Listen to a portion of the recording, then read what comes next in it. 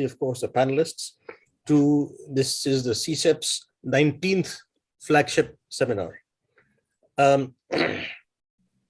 The title, of course, as you know, is Pandemic, Poverty, Inequality, Evidence from India. Let me just give a brief introduction to the subject. As it happens, estimation of poverty had been among the most thriving industries among empirical economists in India and abroad for a long, long period of time. I did a little bit of research, and what I found is that probably the industry first started with the printing of Dadabhai Nauroji's book in 1901 called Poverty and Un-British Rule in India. The 1901, so that's more than a century ago. There were a number of official studies also in pre-independence India. The Planning Commission appointed its first expert group on poverty in 1962. The main breakthrough, however, in some sense, the key article or book came out in 1971. That was by V.M. Dandekar and Neelkant Rath in 1971. Called Poverty in India, and they essentially set the basis for addressing poverty, for estimating poverty based on consumer expenditure. And the consumer expenditure line for poverty was based on expenditure that would provide 2250 calories, both for urban and rural areas. That was 1971 line that they set up. And they were the first to use the National Sample Survey, consumer expenditure surveys, to estimate poverty. I won't go any further than that in terms of everything that has happened, because I think that's there in the paper to a great extent. Many committees, of course, have followed since, both official and some otherwise non-official as well. But the essential basis has generally remained the same, though, of course, with many different refinements. The key problem, both in terms of the refinements, have been to do with some conceptual issues, recall basis of people who are surveyed, but all kinds of different issues have come up over this long period of time, 50 years now. The key problem today, in a sense, is that the last NSS Consumer Expenditure Survey that has been made public was 2011-12, that is 10 years ago. There was another one in 2017-18, which was found to be problematical in different ways and not released. So the poverty estimation industry has in some sense died down because there has been no data available to estimate distribution of consumer expenditures since 2011-12. I myself had flirted a little bit with these calculations, but mostly done in Colombia, actually, in the late 1970s, but using similar concepts. I'd also done another paper in 1997, 98 or so from NCAR using the NCAR survey. And that also had then found 97, 98, a large difference between the consumer expenditure as estimated gross by the NSS and the national accounts consumer expenditure estimates. And at that time, of course, NCAR used to do the market information survey of households, and which we found to be slightly better. However, that issue has remained live for a long period of time. So now Surjit Bhalla, Arvind Virmani, and Karan Bhasin have used new techniques to estimate extreme poverty in the absence of a survey. There is, of course, another paper that has also come out almost simultaneously from the World Bank using CMIE household survey data in recent times. That apparently is being presented by the Center for Policy Research tomorrow. And I think Pronab is also discussant there. So it now remains for me to thank all my panelists, Surjit Bhalla, Arvind Virmani, and Karan Bhasin for doing all the hard work and doing the paper.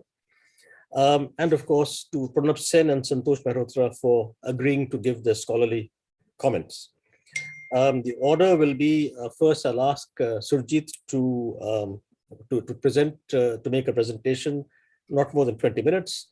Then Pronab Sen and Santosh Mehrotra about 15 minutes for their comments, and then Arvind Virmani 10 minutes or so for his response or whatever he would like to say on the paper, response or addition to what Surjit says. That's obviously up to him. And that should still leave, hopefully, if you all keep the time, that should leave around 25 minutes or so for discussion. What I'm going to do is to introduce the panelists as I ask them to speak. Otherwise, it'll take too long to introduce all of them. So Surjit Bhalla is currently Executive Director for India, Sri Lanka, Bangladesh, and Bhutan at the IMF. So in fact, three of us here, Arvind was first Executive Director, then I followed him, and Surjit is followed, I guess, once removed from me. Another commonality between Surjit Bhalla and Arvind Virmani and myself is that we all lapsed engineers. The only real two economists in this session are Pronab Sen and Santosh Mehrotra, whose all their training was in economics.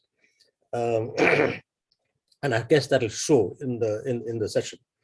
So Surjit is, as I said, Executive Director for India, Sri Lanka, Bhutan, and Bangladesh at present. He was founder chairman of Oxford Research and Investments, 1997 to 2016. Most of his life, he's been an independent economist.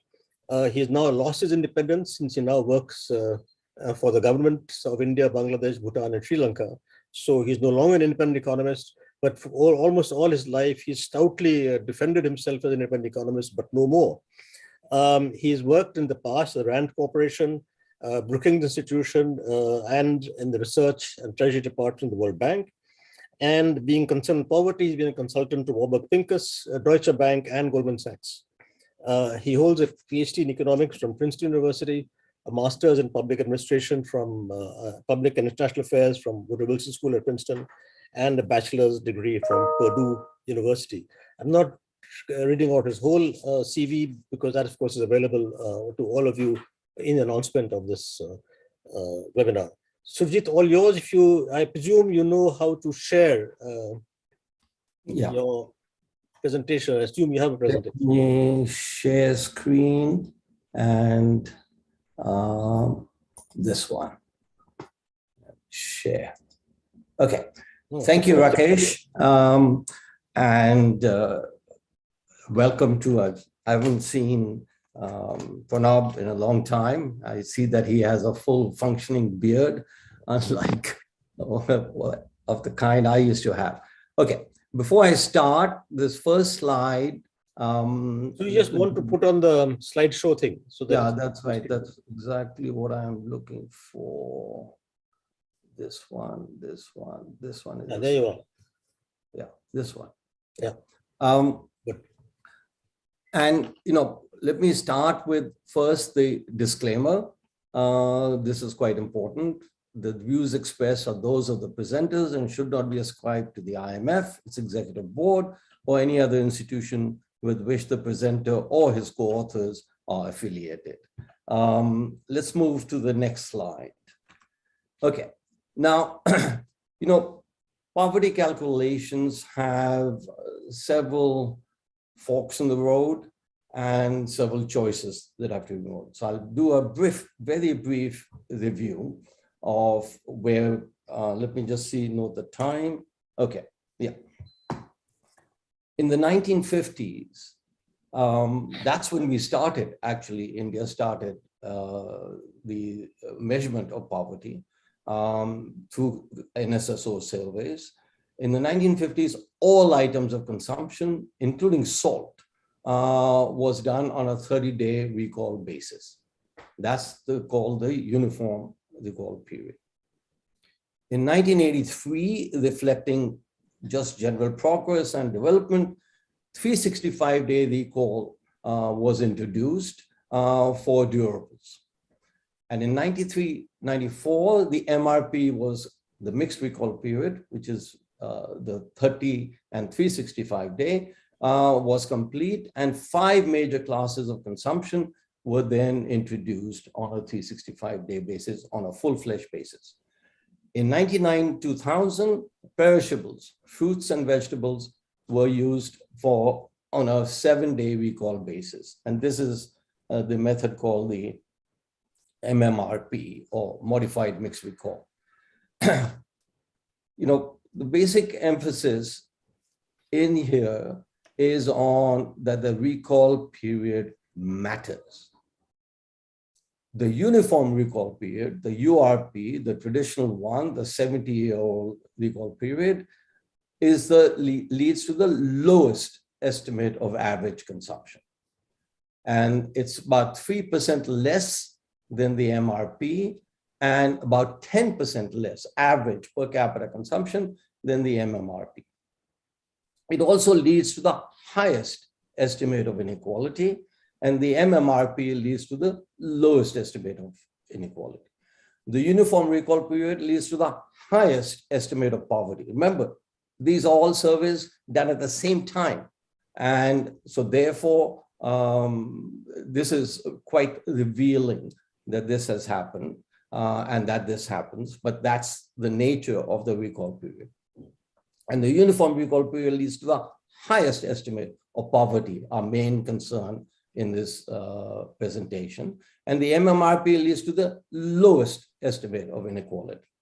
Just to give you some numbers, the 3365-day recall period measurement technique leads to about 2 to 4 percentage points less poverty in the same year, in the same survey, than just the 30-day recall. And the 730 and 365-day, the modified mixed recall period, leads to 9 to 13% percentage points less poverty than 30-day recall.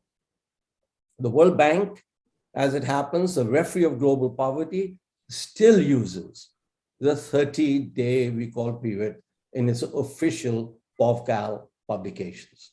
Why it does so is a question all academics and policy research people should attempt to answer, given this anomaly.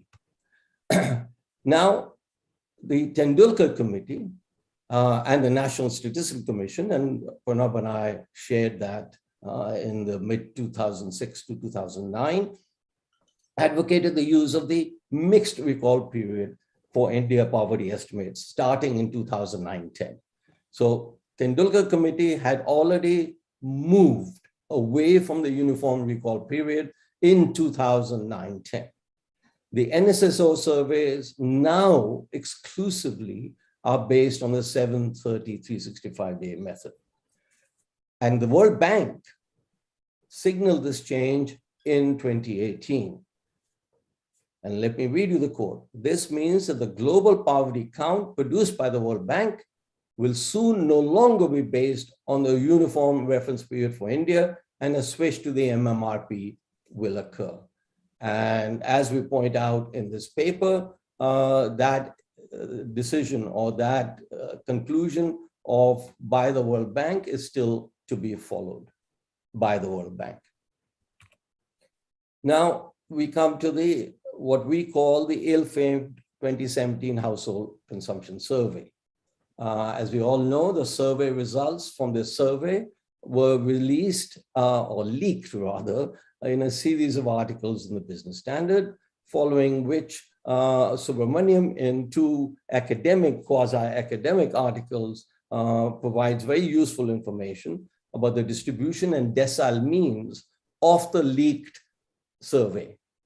Never published, nobody has seen it, but obviously people have seen it, and he produced it. And it shows for the first time in Indian history, and that there was a decline in average real rural consumption of 8.8%.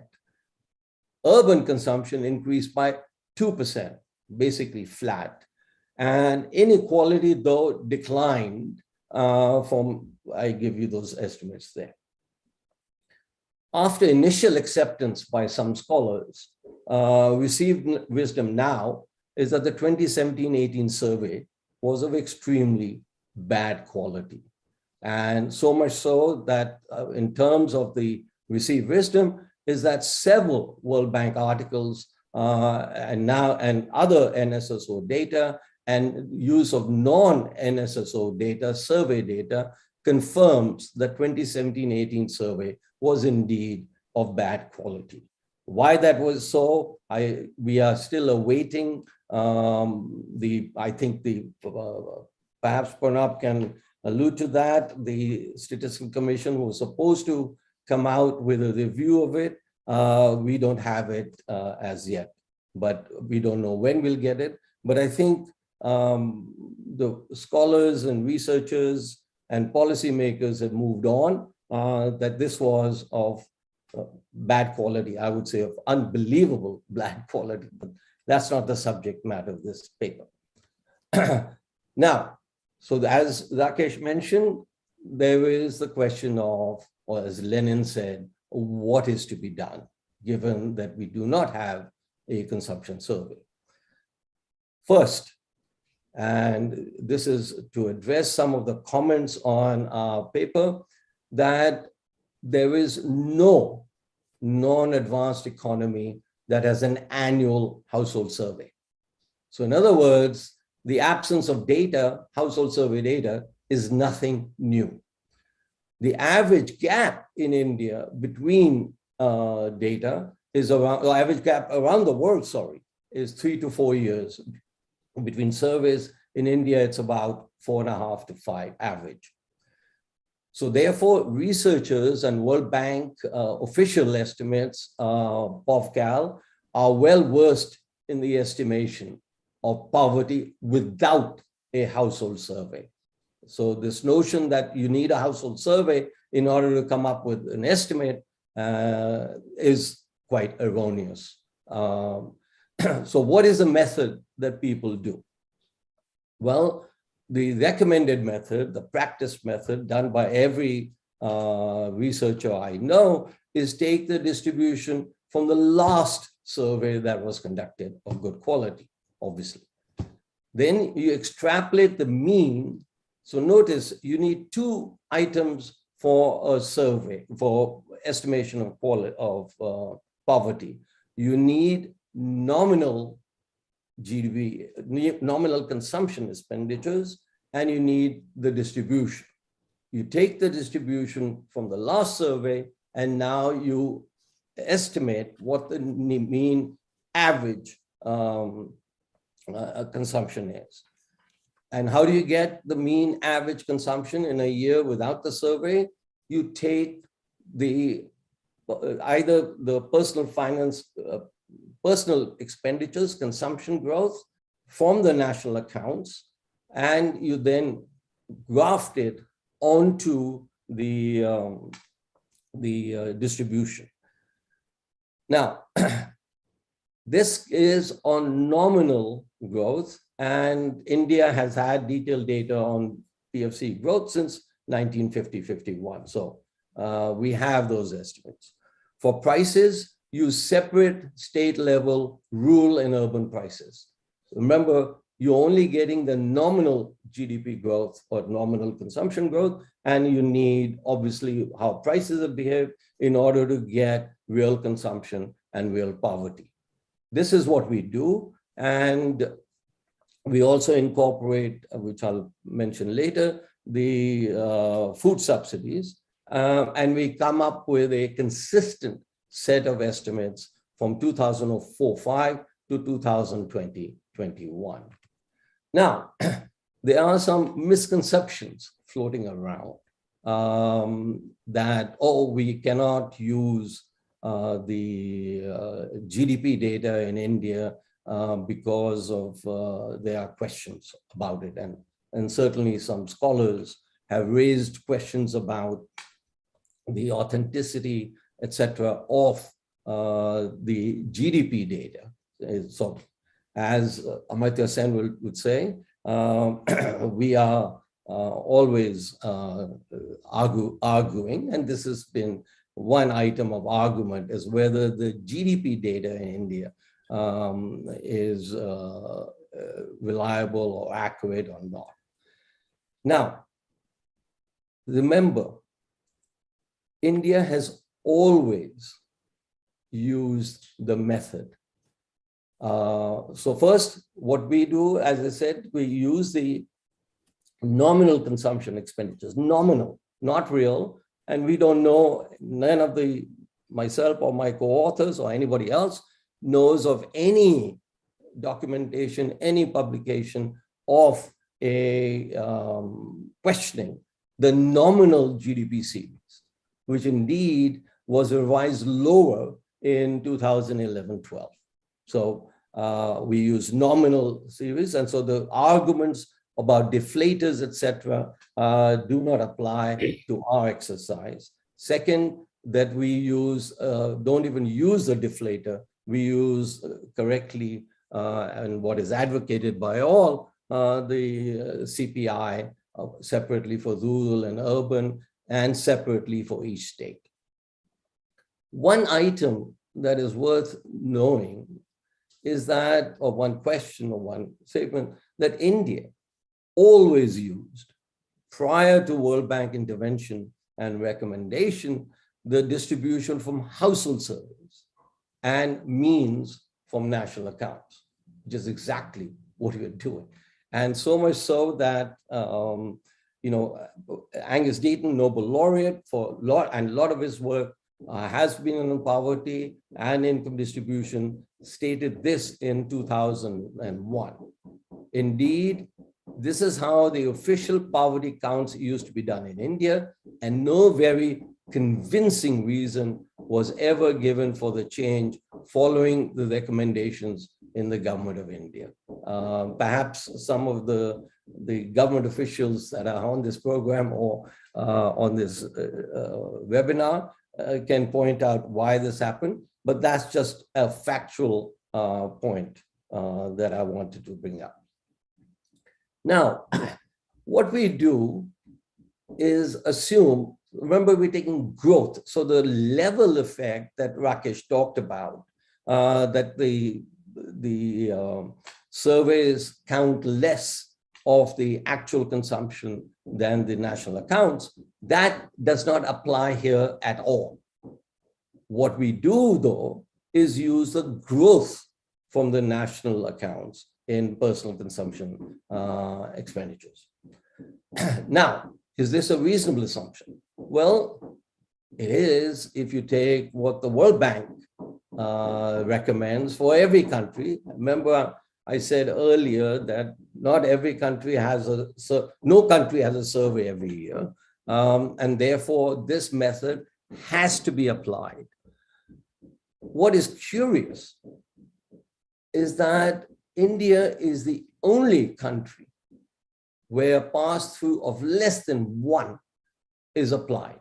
And this according to the latest document, which we have cited. For India, the World Bank, so no other country is a pass-through, whether it's for China, or whether it's for Peru, or whether it is for Brazil, or whether it is for Sri Lanka, or whether it is for Pakistan, or whether it is for Bangladesh. For every country, the World Bank assumes a pass-through of 1. For India, it assumes a pass-through of 0.67. And their papers, they cite the papers of, which looks at data from the 60s, 70s, 80s in the world and apply it to India, but don't apply it to anybody else. Now, for India, they apply 0.67.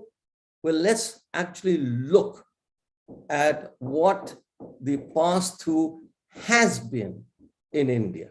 And this graph shows what is the percentage of the consumption that is passed through the household surveys.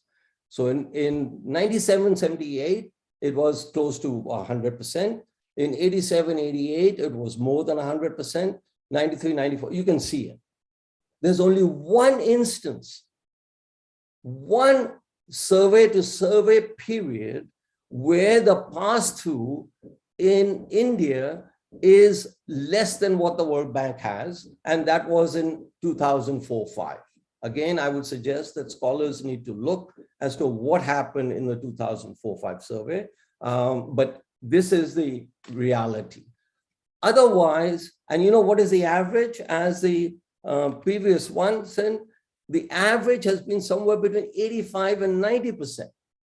So, and overall average 89. So I think scholars and researchers need to ask as to why is the World Bank using this, why they are using it, because several criticisms of our paper or our methodology, not our paper, hopefully, is that we use a pass-through of 1-to-1, and that's clearly, and the reference point is the World Bank. The World Bank uses 0.67, so why are we using this method?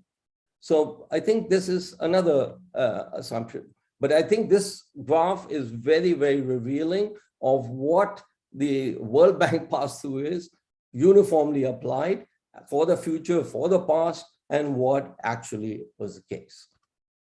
Now, the second part of an important part of what we do in this paper, and which is new, is that we account for in-kind food subsidies. Now, in-kind food subsidies have been in place since the mid-1970s, late 1970s.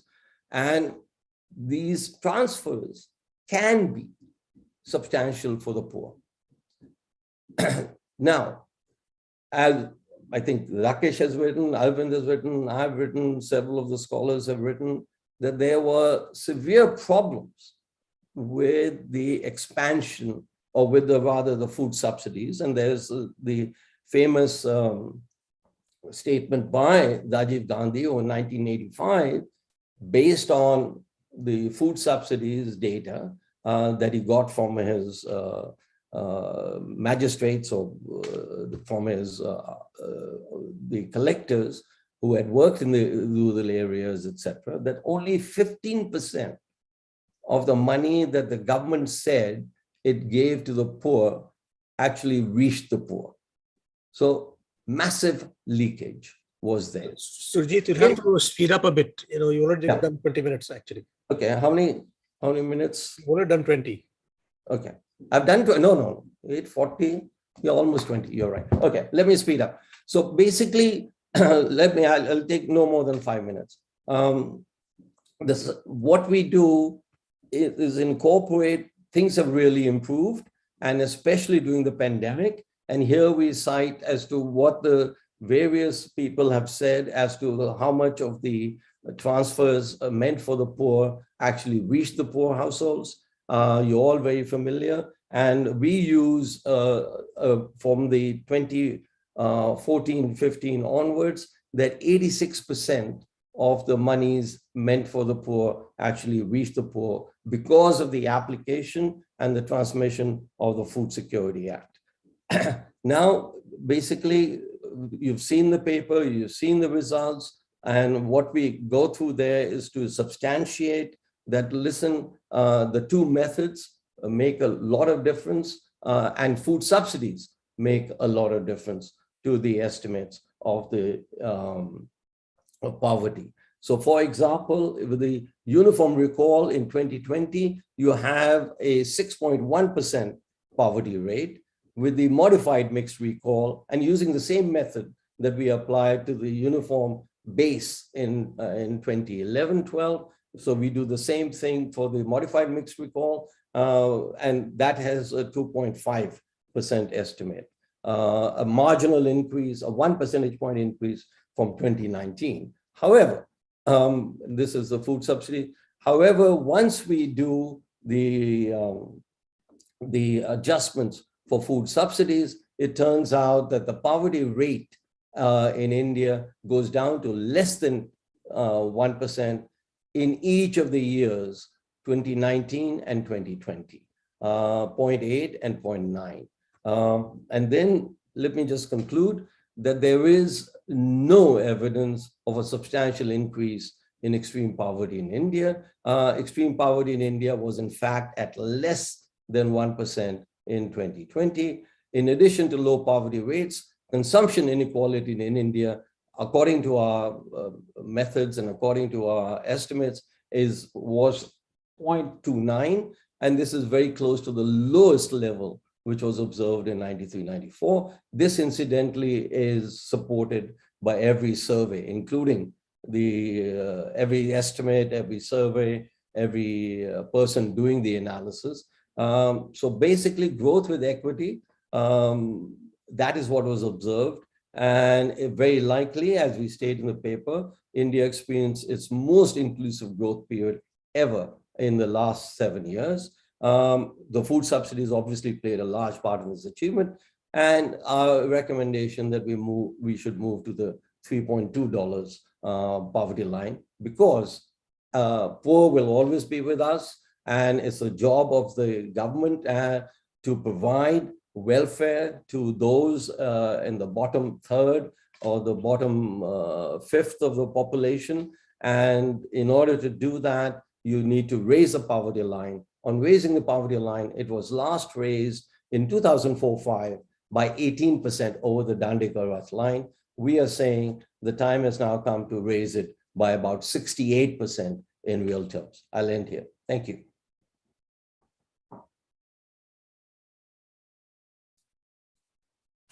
Thank you very much, Surjit, for really keeping the time on a very complex paper.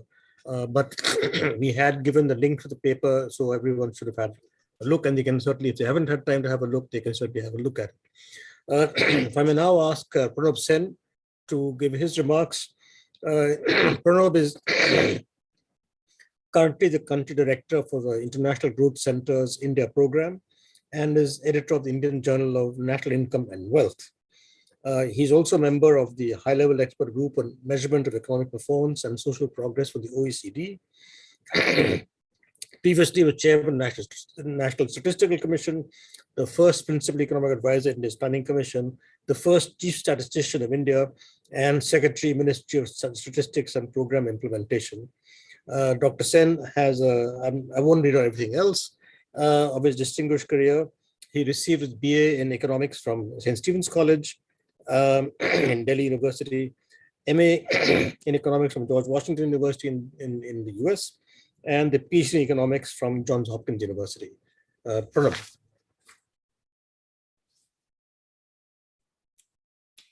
Surjit, you can take off your screen. I was just about to request that because I find it very difficult to talk to a PowerPoint. Oh,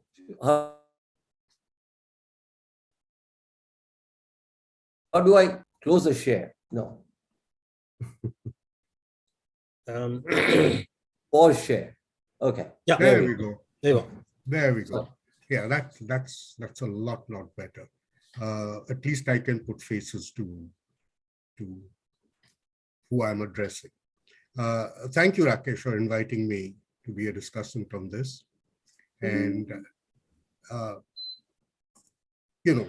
we've all heard what Surjit talked about, and I just like to make one little factual correction, and that was about the 1993, where Surjit says that for reasons unknown, fact is the reason is very well known. It is that in 1989, the government set up the expert group on poverty estimation under Professor Gadgil. And we really should not forget Professor Gadgil. So in honor of his memory, Surjit, please put Professor Gadgil's name in there. It does him disservice otherwise. Now, that apart, the real question, Surjit has been invoking what World Bank does, which coming from Surjit, I find rather peculiar. I mean, Surjit is one of the most, what should I say, critical people I know. He does not hold any institution sacrosanct, and I'm surprised he's holding World Bank sacrosanct on this matter. But I have a basic problem with the way this work is done. And that is, when we are looking at using the private final consumption expenditure data to upscale the distribution, to use the mean, to my mind, seems to be completely wrong. It is theoretically possible to do a much more nuanced version. And I see no reason why it cannot be done. It involves a lot of work. I haven't done it because it does involve a lot of work. Because what you have is that if you have access to the data that goes into the PFC, you have it by commodity groups. The NSS data gives you by commodity groups. And really the upscaling should be done essentially on the basis of commodity groups, because different expenditure groups have very different consumption patterns, and to use an average for them all is egregiously bad. Now that is, to my mind, a very, very serious problem. And it is particularly bad if the growth in PFC is coming dominantly from product which the poor do not consume, because you're in a sense assuming that they are consuming that. So that's my first order problem. And I don't like this. I mean, I think it does grave injustice to the distribution itself. The second point is that in all of these discussions, and I suppose you didn't have enough time to talk about the poverty line itself. The poverty line does not come out of thin air. Again, although we can cite the World Bank and the $1.9 PPP adjusted poverty line of the World Bank does seem to come out of thin air. But correctly speaking, and it used to be what the World Bank used to do earlier, is that they used to work essentially with what were called the national poverty lines, and then made adjustments to bring them to a comparable basis. Because poverty lines have to be rooted in the specific consumption patterns rather than on one number. Now think of what the $1.9 PPP is. The $1.9 is perfectly understandable wherever it has come from. It is claimed that it comes essentially from the Indian poverty line, but I don't know for sure. But the critical element in all of this is really the PPP adjustment. And again, why do we accept this uncritically? The PPP adjustment, again, is distribution agnostic. So what you have are PPP calculations that are being made on some kind of mean basket, as is our consumer price index. It's a mean, it's the basket of the mean consumer in India. Whereas what we are trying to look at is really what's happening to the poor. You can see in the both the levels of prices and the relative inflation between the mean and, let's say, the 1 to 2 standard deviations below the mean, then you're again doing a serious injustice. And it's the poverty line that we need to focus on and ask the question that by doing this, are we really distorting the poverty line itself? To say that we are using the same poverty line definition over time doesn't in and of itself solve the problem, simply because the PPP calculations are not doing so. If the PPP calculations were being done on the basis of the prices which were relevant to the people who were around the $1.9 consumption, that would be one thing. But if the gap between the mean and this is varying over time, then what you're getting, I am not very sure. nationally determined poverty lines try to take care of this problem.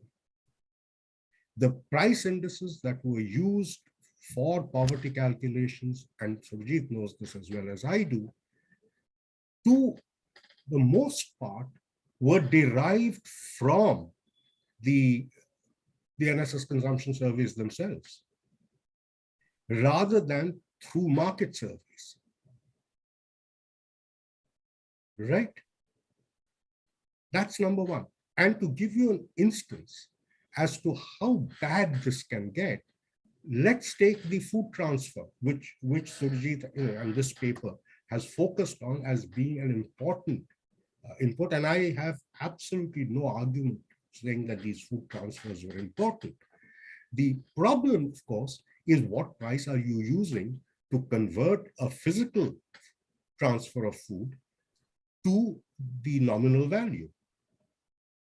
If you're using the market price, you are overestimating it quite substantially, because we do know that the retail price of food and the price of food that's coming out of the NSS surveys, and this used to be true in the past, can differ by a huge margin. So what the poor are paying for food, and this has to do both with quality and the manner in which this food is sourced. I mean, it could be a third of what the retail price would be. So one needs to be extremely cautious in doing this, because what you could end up doing is actually overstating the income benefit to the poor, and thereby seriously underestimating the incidence of poverty. Thank you, Rakesh. That's all I have to say.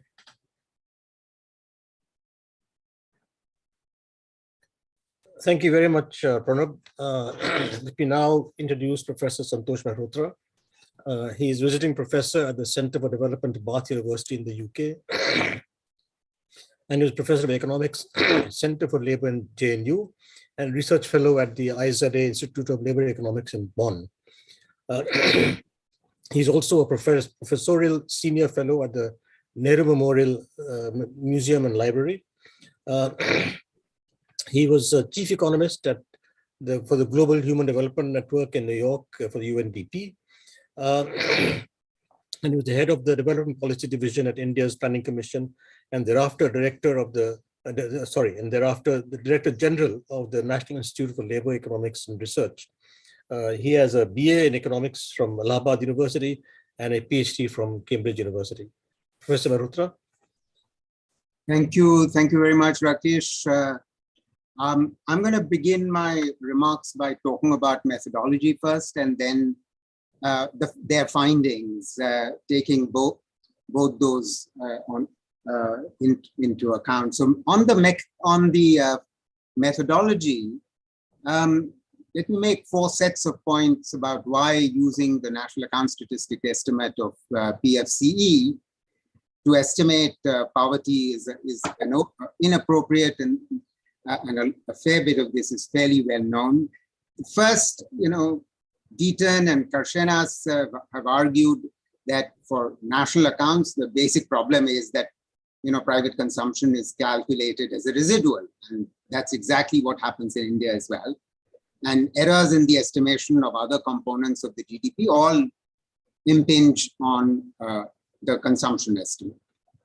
Secondly, another problem with the national accounts estimates of private consumption is that they implicitly include spending by unincorporated businesses, to which I'll come to in a minute, and non-profit organizations such as religious bodies and trade unions and political parties and so on. To the extent that these items do not affect the consumption of the poor, the use of NAS consumption averages leads to an underestimation of poverty. Thirdly, in any event, these items, together with the imputed residential rents, which are included in the national accounts private consumption, are not always recorded in household surveys and can add up to large differences between the 2 series. And this is one of the main reasons for the growing wedge between the 2 series, with increasing per capita income. And finally, the fourth is that informality is another source of NAS consumption estimate distortion. This problem with the NAS being used were documented long ago by Dudley Sears, who noted that in many countries, less than half of the national income estimate is derived from primary sources. And more important for my current purposes, he points to the difficulty of capturing informal income generating activities. And this is especially true, of course, still in India.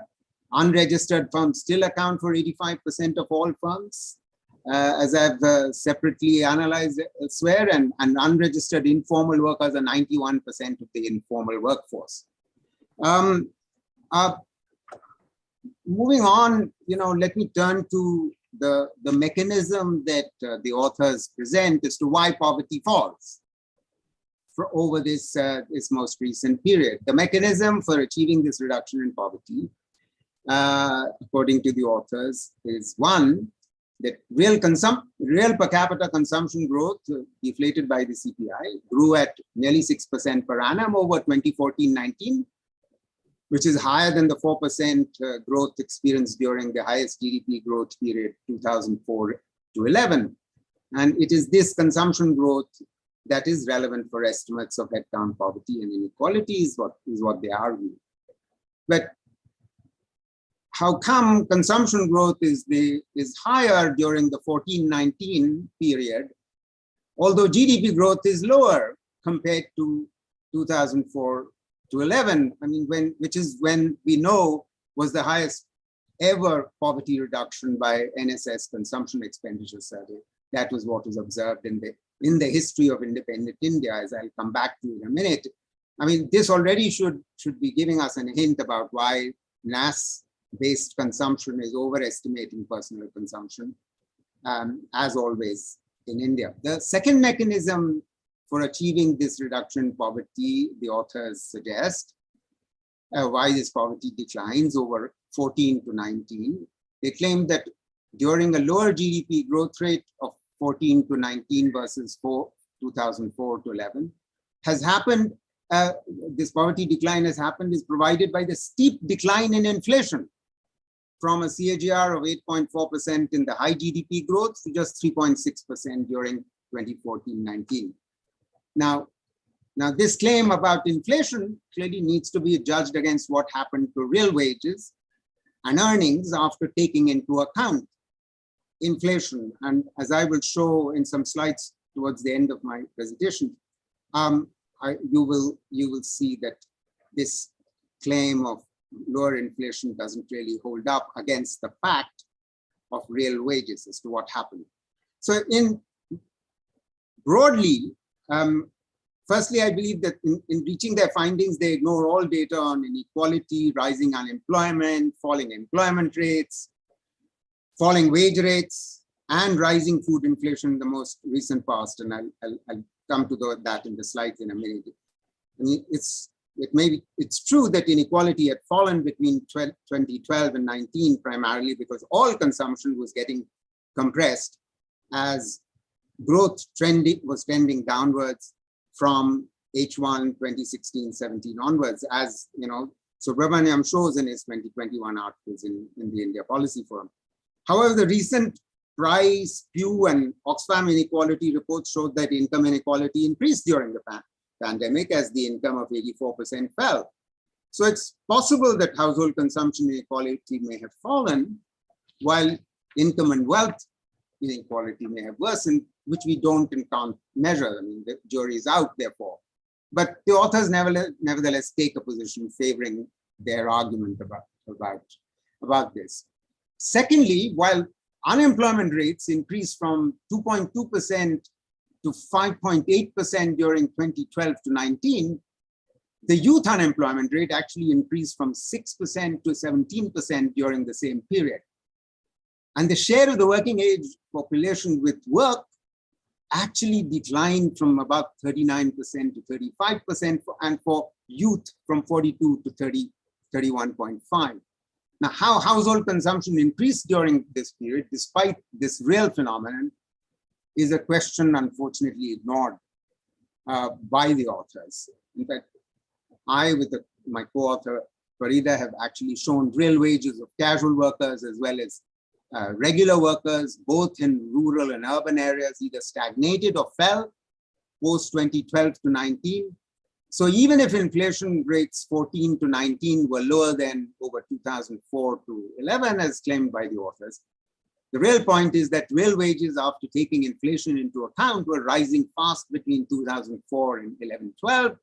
That is what accounts for the sharp fall in Tendulkar poverty by nearly 140 million, from 207 million to 407 million to 268 million over that same period. And the falling or the stagnant wage rates since 2012 are consistent with falling GDP growth rates, especially since 2016. Moreover, a food inflation rate of 31% between July 2020 and July 2021, according to the RBI bulletin of August 2021, would wipe out the impact of the 5 kilograms of free grain ration. Add to that, of course, the fuel inflation thanks to willful taxes. Let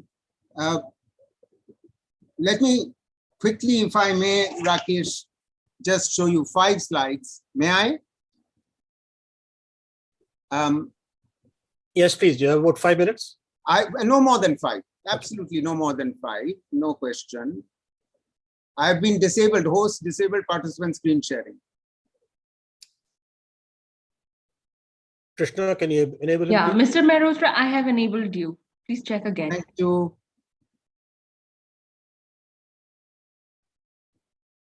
So you can now see here what happens between 2012 and 2020 to youth unemployment rate for age 15 to 29. It's really rising at a rapid rate, and what it actually sort of quadruples in certain cases, and certainly overall it increases 2.5 times. Just look at these numbers. This is youth unemployment rates by level of education. This is doubling in many cases, and very significant increases in others. Let me turn to what happens to real wage rates of regular salaried workers, which increased sharply between 2004-05 and 11-12, as you can see from here. This is 4-5 to 11-12, but remains either flat or declined, slightly during the period 12 to 18. I'm sorry, I forgot to add the 19-20, but trust me, that these numbers go also declining. Next, the real wage of casual labor increased over the years from 4-5 to 11-12 with a significant rate, but it had remained very low post 2012, both in rural and urban areas. This is urban, this is rural, and tragically, look at the distribution of the earnings. The workers who are earning less than or equal to 200 rupees per day, they're all concentrated here. And between 17 and 1920, which is the period when the authors are claiming there is an actual decline in poverty, this concentration shows no improvement whatsoever. If anything, look at this, as much among the self-employed, more than half the workers are earning less than 200 rupees. By the Tendulkar poverty line for 1920, this is actually below the poverty line. And even for regular workers, for casual workers, and that's the total. That's how much workers are earning. Let me stop sharing and just close by saying that in a separate estimate, my last point, Rakesh, if I may. Yes, please. We absolutely, my last point that, actually we have estimated that poverty actually rose from 2013 to 2020.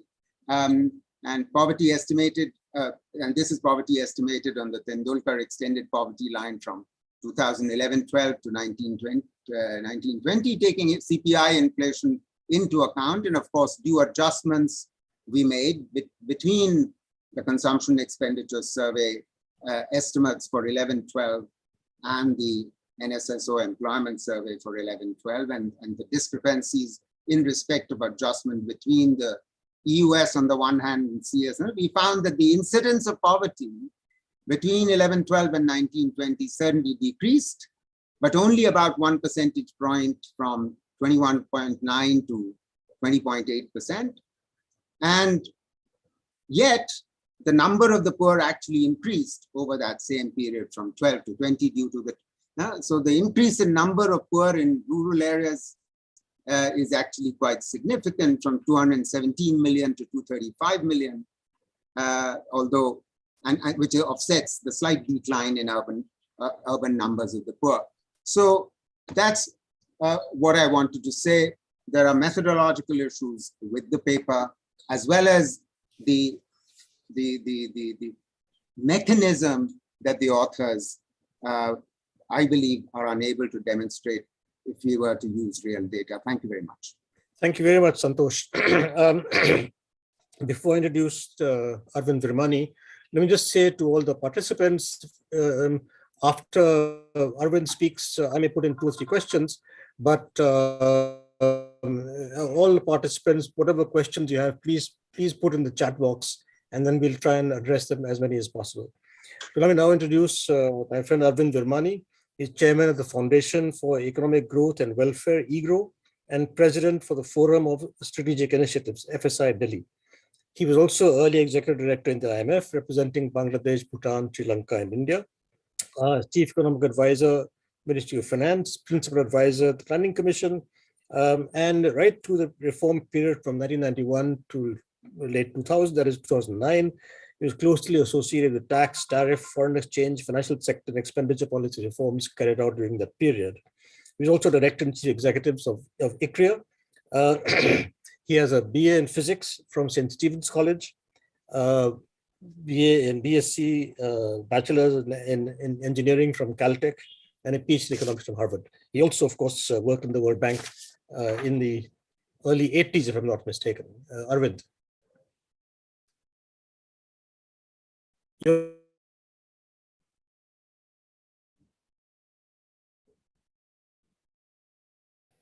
Yeah, correct. 80 to 87. Yeah. 80 to 87. Yeah, World Bank 80 to 87, and then came the Planning Commission just a little bit after I did in 87.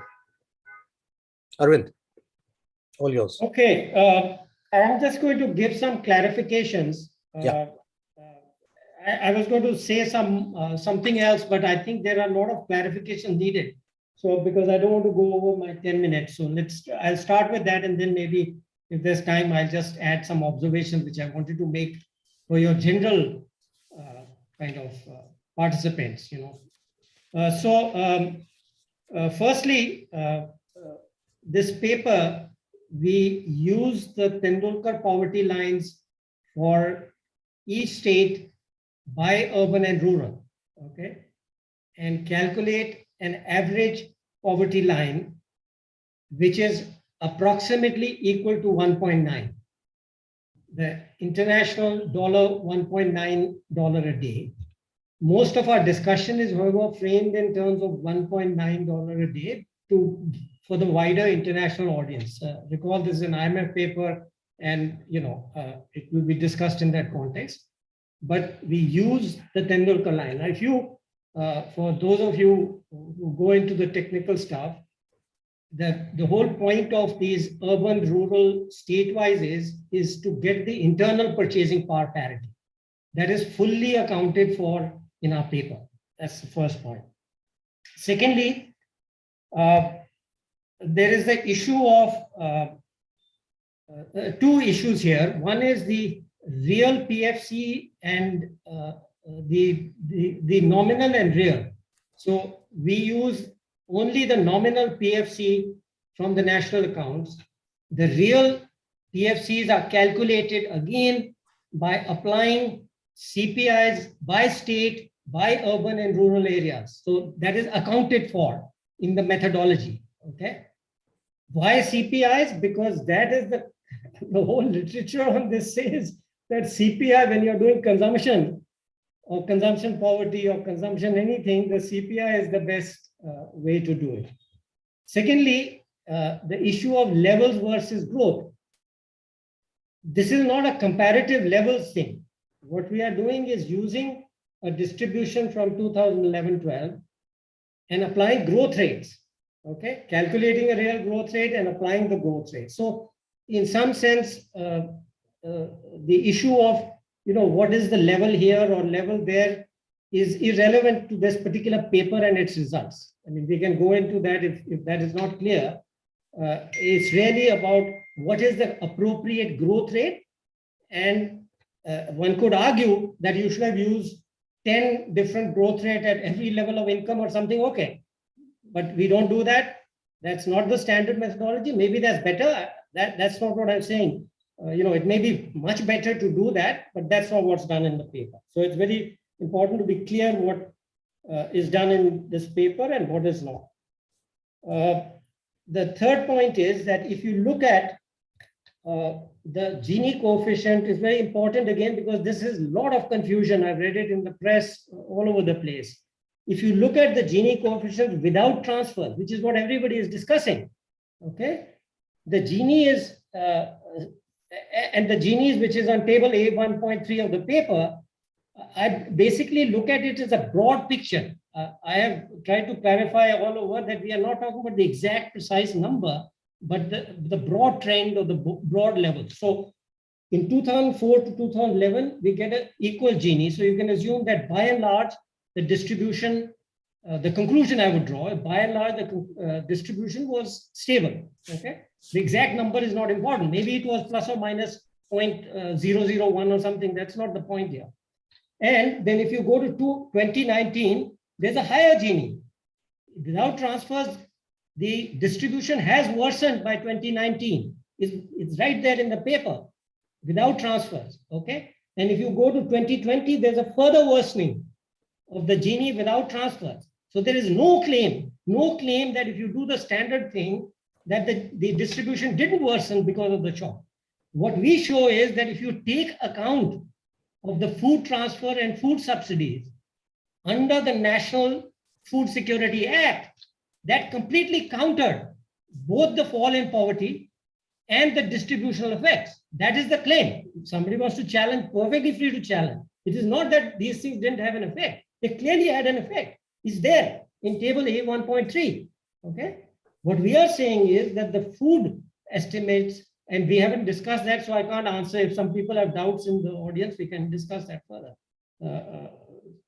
So it's a decline. Again, I wouldn't take the number literally. I mean, our numbers show a decline in Gini from 30.4 in 2019 to 29.4 in 2020. But I won't bet my life on the exact 1 point decline. All we are asserting here is that distribution actually increased as measured by the Gini again. Okay, so that's the fourth point. How much time do I have? 5 minutes. Okay, so now those I have thought were the main points which are very important to clarify. Okay, I'm not starting a discussion debate. We can have after more questions and your questions. But very quickly, let me, it's interesting. I went back and looked at I happened to be after Pranab left, I happened to be in charge of PPD, after he's left, and I found all the numbers there. And basically, I have the numbers for 93, 4, 99, 2000.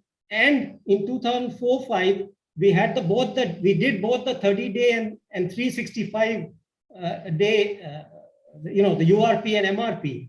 And there's a difference of 5.8% points in the poverty line, average. The highest one is for Uttarakhand and Bihar.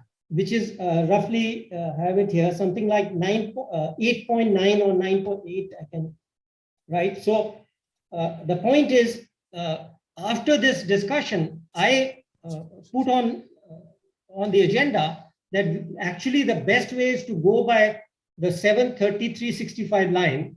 Here it was just the dual one, 365 and 30 day. I don't want to go into details. We can do that if somebody is interested. But the point was that was done in 2009-10 and formally adopted in 2011-12. I think it's unconscionable for the World Bank or the IMF or anybody else not to accept something which we have done with complete forethought and consideration. It didn't happen out of the blue. It's not because I said it and it arbitrarily happened. There was a whole process. Members debated it, everybody debated it, and the mixed recall period was adopted because it is better. Okay. Finally, the final point, and this was kind of interesting. We got a little too technical here, but that's fine. Actually, till, and this was done under, as I said, under when I was in charge of PPD, the poverty calculations used to be done. At that time, we knew the surveys had prices, quantities, values. We knew that the PDS data is there, but we never used it. We used to just go by the monetary numbers, the financial thing to calculate the poverty rate. It's actually, I only thought about this when around 18, 19. It's an interesting story if I have a few minutes. When my friend Jeff Hammer came up with a study which wanted to tell stories about the middle class and lower middle class and the poor in the urban and rural areas. And it struck me that we make no allowance. It was producing funny results, the stories he showed me.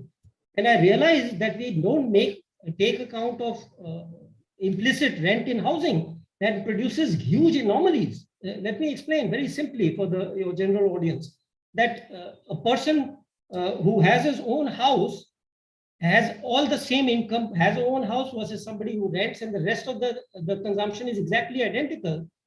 The second one will be shown as better off just because he's paying rent. That whole accounting for owner housing is not there. It was not there. So that is the basis which set me thinking that we should at least, start by taking account of the food transfers. And as we have shown, they make a lot of difference. So that's a point which people may not appreciate, but it's very important to take account of cash. We've always done just the cash expenditure. That's what an expenditure survey is. So not alone, like I mentioned, that we actually have our expenditure surveys, which I'm sure Pranab can expound on much more because he was there for a long time, have so much detail, it's mind-boggling. And that's one of the reasons why I concluded that you have to go to a differentiated recall period, because nobody can recall. You ask a guy 100 questions, somebody asks me 6 questions and 8 questions, I start thinking, let me call my wife. I don't know what the heck you're asking. Okay, with that, let me end. Thank you very much, Arvind, and I must thank all the panelists for really being brief, even though they have a lot more. I know much more to say. So I just have 3 or 4 what you might call simple-minded questions. One, that as I understand it, you've taken the 2011-12 distribution, and since there are no other data as far as distribution is concerned, you have to take that distribution to be constant. Now, if you take a constant distribution and you put any growth rate on consumption, right, the poverty's got to come down. The question is then, how much does it come down? To my mind, there's a very simple issue, actually, apart from all the technicalities. If you assume that there's no change in distribution, you put any growth rate on consumption, the poverty's got to come down. Second, one question actually on this taking account of food transfers. Now, since all through, a lot of food consumption by the poor, particularly in rural areas, is in kind. They don't buy it. There's a lot of self-consumption. So my understanding, and Pronab, maybe you can tell us this, or any of you actually, that my understanding has always been that self-consumption or in-kind consumption is covered in the NSS because they're not buying it. There's no expenditure there. And therefore, my assumption would have been that any food transfers in the surveys would be covered. But again, I'm subject to correction on the... You're right, Rakesh. It is covered and it is valuated at the average value of that particular product that's coming out of the NSS data. Yeah. So what I'm saying is that if there was a survey today, the food transfers would presumably be captured if there was an actual survey today. So whereas in the past, in some sense, you don't need to add the food transfers, as far as I understand, to the survey. Yes, Surjit. Every survey done by the NSSO has a separate question. How much did you get from the ration shop and what price you paid at the ration shop? How much did you get from the market and what price you paid for it? Actually, it's a value and quantity. No, but if you get it free... If you get it free, it's valued at zero. No, that's what No. that's not correct. No, that is not correct. There is no food that is given free except in 2020. No. This is not correct, Surjit. Okay, Look at the NSS questionnaire. There is also a category of free food that exists and has existed right from the beginning, and it's not an unsubstantial amount. Okay, so that can be resolved more bilaterally later. But so Yeah. my third and final observation is that if you have the same distribution, you put a growth rate on that, the poverty rate will come down. And then if you add food transfers, which are their actual food transfers, then obviously with the same distribution, inequality has got to come down because food transfers are going to the poorest. Those are my questions. Now, I'll just relate some questions that I received from the audience, if I may. From Kirit Parekh. How do you justify using the same distribution during the pandemic when we know that the poorer classes have suffered more? And then there's from an anonymous attendee. It seems to me the World Bank interpolations are between two surveys, not extending the surveys. Quite frankly, I don't quite understand that. It seems to me that it says the World Bank interpolations are between two surveys and not extending the surveys. How appropriate is to use common how appropriate is it to use common nominal PFCE growth for extrapolated consumption, especially given the fact that we had several shocks such as demonetization, GST implementation, and demonetization. Would you say, this is from Ayushi Awasthi, would you say that your paper is advocating against direct benefit transfer and increased PDS as a policy conclusion? Can you speak about distributional impacts of that? If the pandemic shock was absorbed by the PDS, do you have any comments on the income classes just above the poverty line who can't access PDS? That's it. And I'll give more questions as if any more come. Yeah. So, Surjit? Yeah. Yeah. Arvind, you want to come first? So Surjit will do the technical, Okay. on the surveys. Look, first, as we document, explain in the paper that the distribution is not kept constant because of, or it is not turns out to be constant because of differential price movements in rural and urban areas. That's factoid number one. Second, that we also have state domestic product growth, etc., and where you get a somewhat different distribution over time because some states are growing faster and some states are growing slower. So the distribution effect comes indirectly. Third, the Indian distribution data that exists from 1983 onwards shows that inequality distribution has stayed constant in real terms.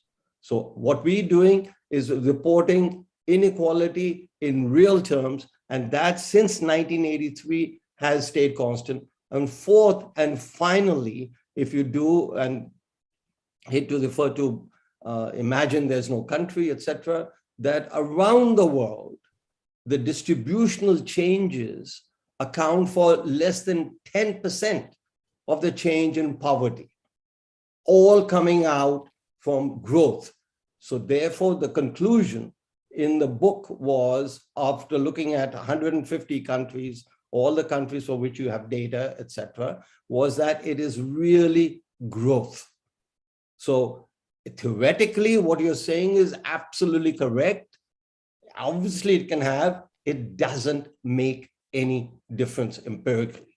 And I would challenge in an academic sense to show me any evidence in any country where the distributional change accounted for more than 10 or 15% change in poverty. So that's the first one.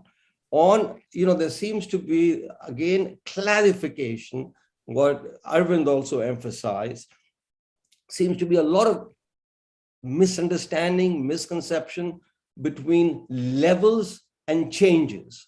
And Arvind also alluded to that. So let us take what Pronab said, that this, or what Santosh said, it's not including X or it's not including Y, because that is there, not there in the consumption basket of the poor, but is there in the national accounts.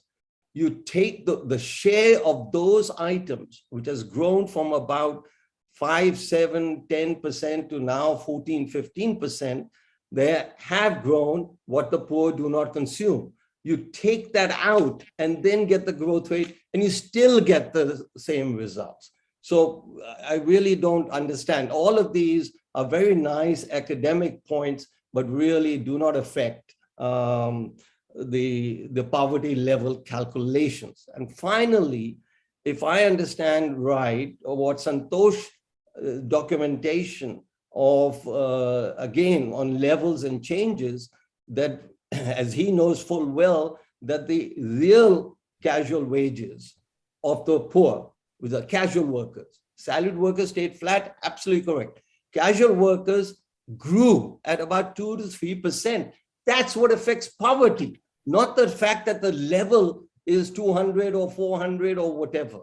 So I really don't understand that. And finally, the NSS PLFS survey from 2017-18 onwards, I believe he's used that for some of his poverty calculations, has only one question on consumption. One, how much did you consume?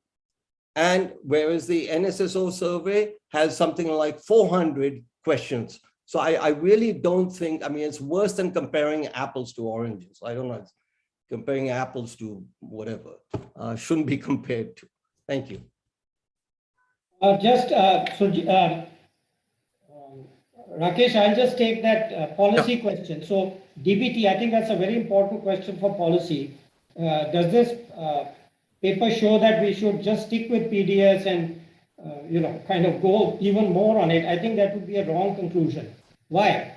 Because what this shows is that in this once in a century type of event, the pandemic, having a PDS and having these huge supplies of food grain lying in your granaries allowed you to do a very simple thing. You use the system as it existed 2019. You didn't need to do anything else. You just announced that people will get another 5 kg of rice and wheat and whatever else, which we have not accounted for. We just accounted for rice and wheat free.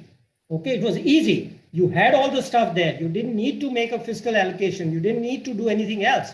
You just needed to announce it and people could go and get it free. Okay. So I think it saved us from that. And in that sense, I think it was a good thing, right? But I do believe that for normal fluctuations, we still need to gradually change over to a direct benefit transfer system.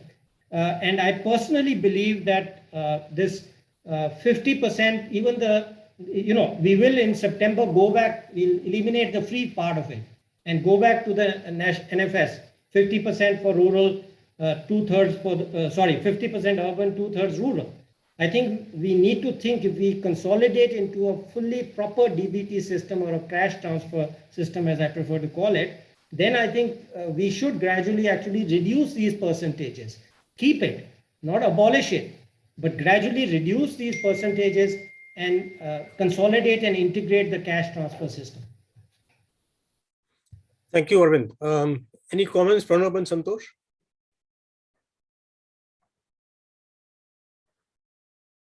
Pranab, you want to go first? No, go ahead, Santosh. I'll come in after that. Okay.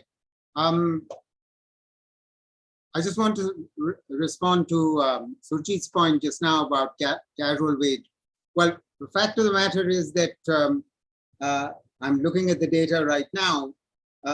Pretty much flat casual wages between 11, 12 and 17, 18, they do tend to rise a little bit thereafter. But the point here is that casual workers account for less than a quarter of the total workforce. Regular workers are an additional quarter and self-employed are the remaining half. And they experience flat or falling in both rural and urban. So that's the main point I wanted to make. Thanks, Santosh. Pranab? Yeah. You know, I think Surjit made a lot about, and so did Arvind, make a lot about growth versus levels. I mean, that's all very well, but in an important sense, I think they really didn't address the question you asked, which was really the question I was asking, which is that if you're going to be applying uniform growth without taking into account the levels, you're going to do exactly what you said. You're leaving the distribution substantively unchanged, and all of this explanation about we're doing it differently for rural and urban and between states, that cuts no ice at all, because what you're doing in effect is you're leaving the state and the rural urban distributions unchanged. So you're leaving distributions unchanged, maybe you're changing the weights by which you're aggregating them. And when you're going to be using weights to aggregate them, you're talking about levels. So let's not get into this growth versus level, because Surjit, it's intrinsic in what you're doing. And you can't actually just shrug it off. Thank you. Then let me, Surjit, because some more questions have come, a couple of them. First, a comment from Indermeet Gill.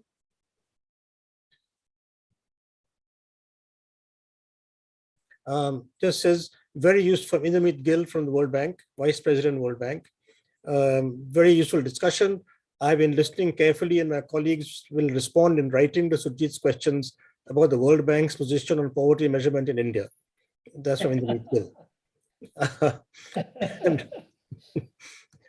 Publicly. Well, Indermeet, I haven't seen your face for, I don't know how many, 5-10 years, but anyway, I still don't see it, but it's okay. No, he won't, because he's a participant, he's not a panelist, so you won't see his face. I know. But purpose served, Arvind. So from Firdaus Malik, what about the unemployment increase due to the pandemic and migrant workers who shifted to rural areas were unable to find jobs even under Manrega? How are you looking at multidimensional poverty indexes for the country? Okay. Yeah. Any more? No, I think that's so far.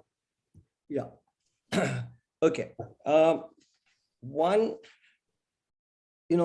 casual workers are the poor.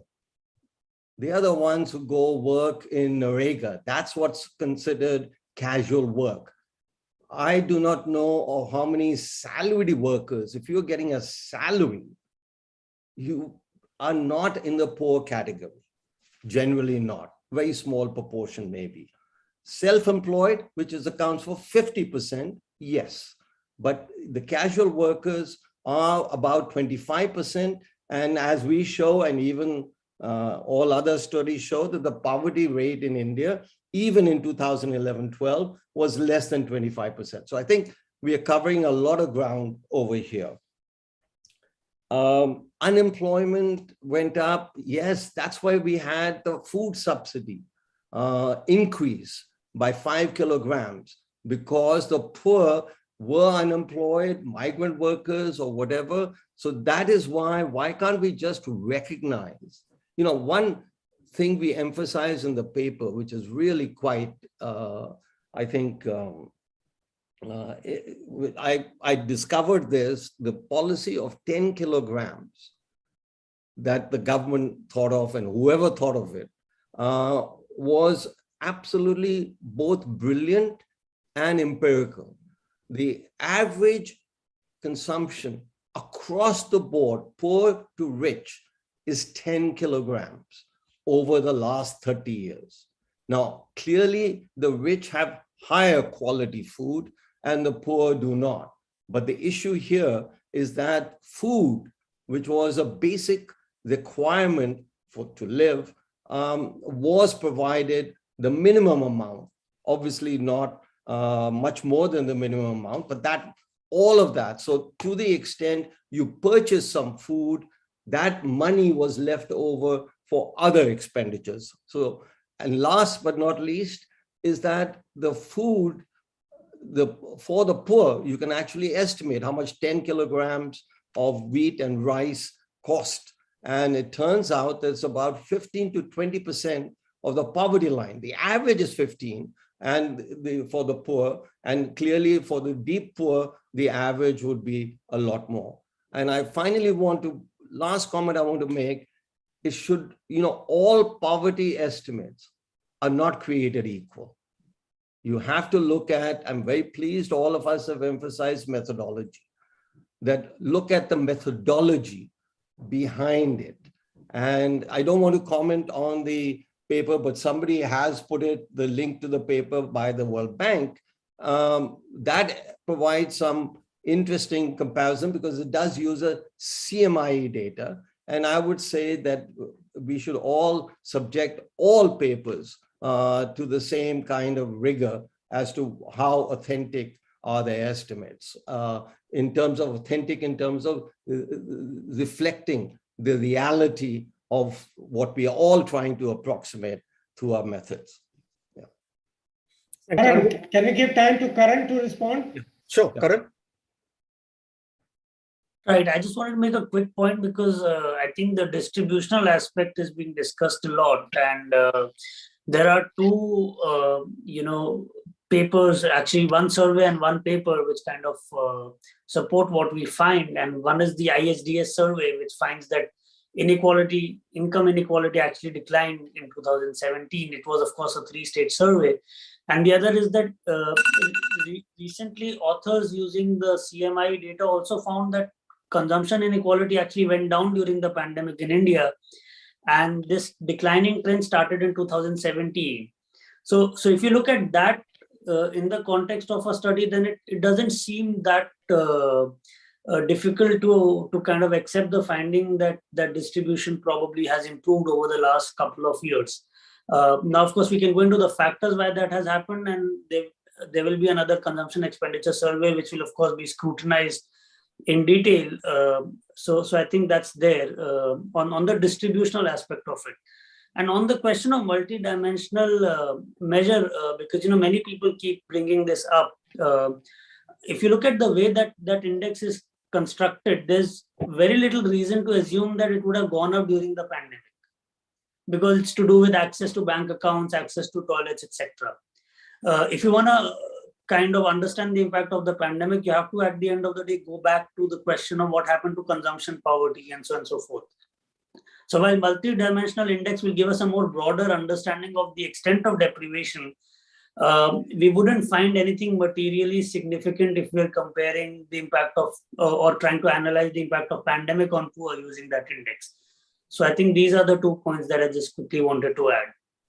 Thank you. Thank you very much, Karan. The only one last comment I would make is that if it'll be very useful, this is on the multidimensional issue, if you applied your considerable expertise on really analyzing the NFHS data, because you've had a series of surveys which give very, very distressing results in terms of health, particularly in different measures, actually. You can shake your head, Surjit, but it's given very distressing consistently. Not show that. Sorry? The NFHS data itself shows a large improvement between 2015-16 and and 2019-21, including, okay.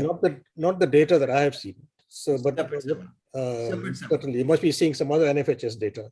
Santosh, do you have a comment on this? I even wrote on it in the Indian Express sometime. I know, but you missed it. Rakesh, it will take too long. I'm not even going to engage with Surjit on this subject. Rakesh, I'll just mention what I One remember. consumption, Hold on. one question. Surjit, leave it. Surjit. No wonder you don't want to engage. Leave it, Surjit. Yeah. So I remember a John Dre's paper where he did a careful analysis with weighted states. You remember first 5 states came out and everybody said, half or 75% of things have worsened. And I still remember in Indian Express, and I'm sure you have, I respect John Dre's, consistency. And he showed that if you weight the states, those same states properly, actually there is no change. So that's what I remember. But I think I take your suggestion. You're right that I think it's worthy, it's worth doing. In fact, one has been thinking about it, but I think that suggestion. All the information on malnutrition, which is more than 30%, does not square with 1% or less absolute poverty. That's all I'm saying. And whether it improved 1%, 2% is not the issue to my mind. Well, so, Rakesh, you raised malnutrition, that was a point I couldn't talk about. I have it here. That was my very important point. No, that's what I'm saying. All I'm saying is that on the multidimensional business, there are a lot of other data. I think you're run out of time. Yeah. I have actually studied the link, hunger, poverty and malnutrition while in government. And my conclusions there were, I just mentioned, child malnutrition has to do with something called environmental enteropathy. Okay, I think 90% of our experts in India don't even know what that is. And this is actually research from Africa, which shows there is a virus which lives in the gut. So if you have filthy conditions, children cannot absorb the food. Yes, I understand, Arvind, I understand all that. All I'm saying is, I was talking a multidimensional index. This is the context. Obviously, if there's a lot of bacteria around, you are able to absorb food, so you're not exactly short of poverty. That's all I'm saying. If you take actual consumption. Anyway, time is up, and I think I wouldn't want to go into further in discussion at this point. But I would just say that thank you very much, everyone, especially the writers of the paper for sharing the paper, giving their presentations, and the commentators, Pronab and Santosh. Thank you very much. And let me thank my team of Trishna, Malvika, Rashmi, for having arranged all this at very, very short notice. And we have had a very good session. Thank you very much. Thank you, Rakesh. I enjoyed it very much. And Thank you. Thank you, Rakesh. Paper writers. Thank you.